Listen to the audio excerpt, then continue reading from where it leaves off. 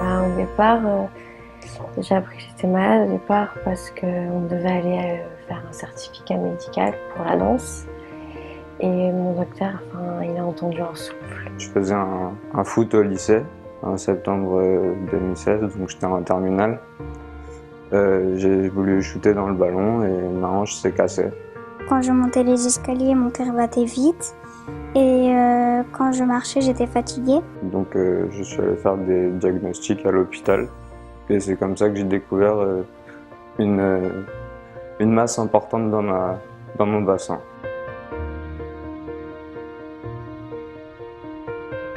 Les tumeurs de l'enfant sont différentes de celles de l'adulte parce que ce sont souvent des tumeurs qui ont une origine embryonnaire et qui sont très immatures.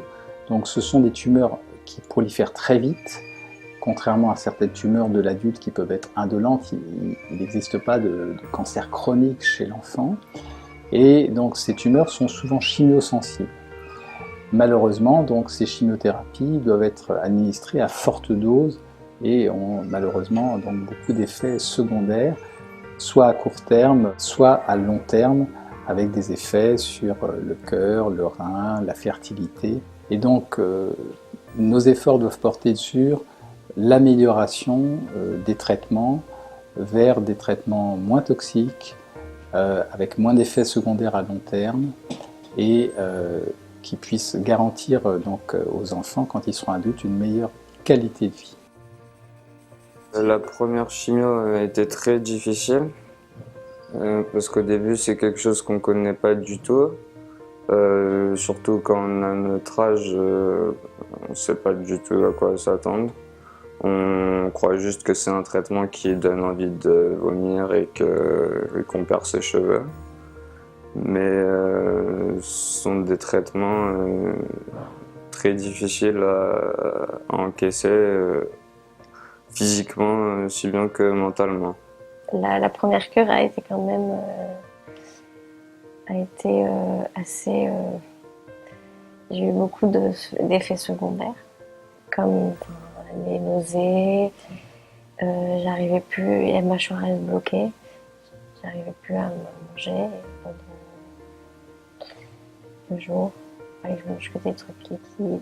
Pour certaines complications, comme les mucites, les inflammations des muqueuses, après chimiothérapie, on a besoin de traitements innovants, comme par exemple des lasers. Ici, au CHU de Nice, nous avons 2 lasers qui nous ont été offerts par Enfants et Santé et qui vont au quotidien permettre d'améliorer la tolérance de ces chimiothérapies. Quand j'ai fait de la chimiothérapie, ça m'a fait des aftes. Et avec ce laser, ça m'a enlevé la douleur.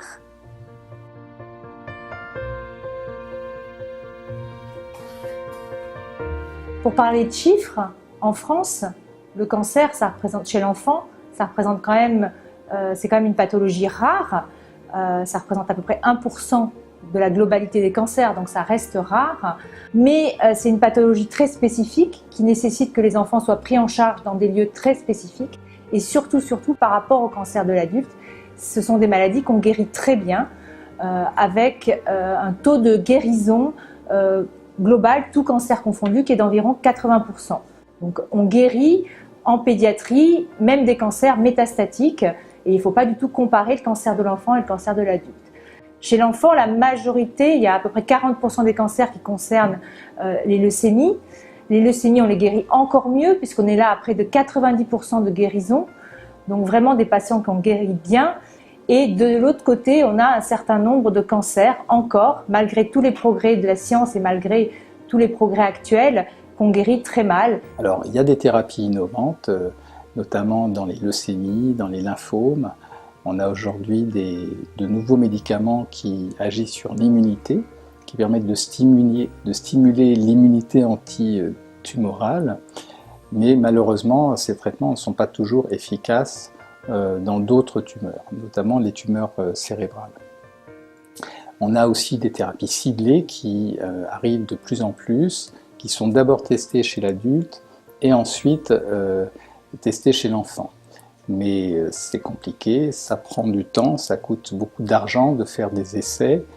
Pour un enfant qui pourra rentrer dans un essai de phase 1 ou 2, donc de phase précoce, il faudra dépenser plusieurs milliers d'euros pour un seul enfant. Et donc c'est pour cette raison qu'on a vraiment besoin de moyens supplémentaires pour la recherche contre le cancer de l'enfant. Nos hypothèses de travail en ce moment sont tournées vers les addictions métaboliques des cellules. Donc on sait que les cellules cancéreuses et les cellules leucémiques ont des besoins énergétiques exacerbés, donc pour se diviser, se développer, envahir le sang, la moelle et causer les effets délétères de la pathologie. Et donc nous on travaille sur des hypothèses qui visent à affamer ces cellules. Elles ont des gros besoins énergétiques et si on arrive à bloquer ces besoins énergétiques, on va les affamer et induire leur mort cellulaire. Ce qui est très important, c'est les combinaisons. C'est ne pas utiliser un médicament unique, mais des combinaisons. C'est ce qui existe déjà en clinique, hein. Mais là, effectivement, on veut mélanger plusieurs thérapies ciblées pour améliorer les effets, empêcher les résistances et diminuer les doses.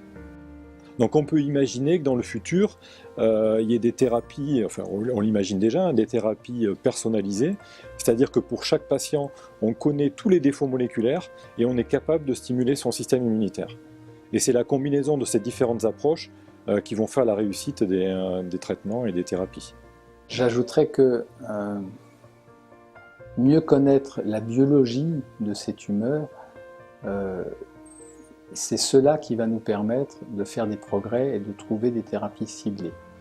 Il est plus simple pour un laboratoire d'investir dans un traitement qui va s'adresser à des milliers de patientes porteuses d'un cancer du sein ou d'hommes porteurs d'un cancer de la prostate. Par contre, c'est beaucoup plus risqué d'aller investir sur quelques dizaines d'enfants porteurs d'une tumeur rare. Et donc, c'est à nous aussi, avec l'aide des parents et des associations, de convaincre à la fois les pouvoirs publics et les compagnies pharmaceutiques de l'importance d'investir aussi dans ces maladies rares. En cancérologie pédiatrique, ça fait longtemps qu'on s'appuie sur les associations pour améliorer le confort des enfants hospitalisés, mais ça ne suffit pas. Et Enfants Cancer Santé est depuis une vingtaine d'années notre partenaire à l'échelon national, puisque c'est vraiment un partenaire fort de la Société française des cancers de l'enfant, qui est vraiment la base de la prise en charge des enfants, hein, qui élabore tous les protocoles de prise en charge. Et Enfants Cancer Santé est un partenaire certain pour la recherche en cancérologie pédiatrique. Et Enfants Cancer Santé, j'ai envie de dire, c'est vraiment à la fois sur le national et donc sur la prise en charge de tous les enfants français qui ont un cancer, et à la fois localement, dans les différentes régions, un partenaire local pour nous aider à avoir vraiment le top du top pour nos patients qui sont hospitalisés.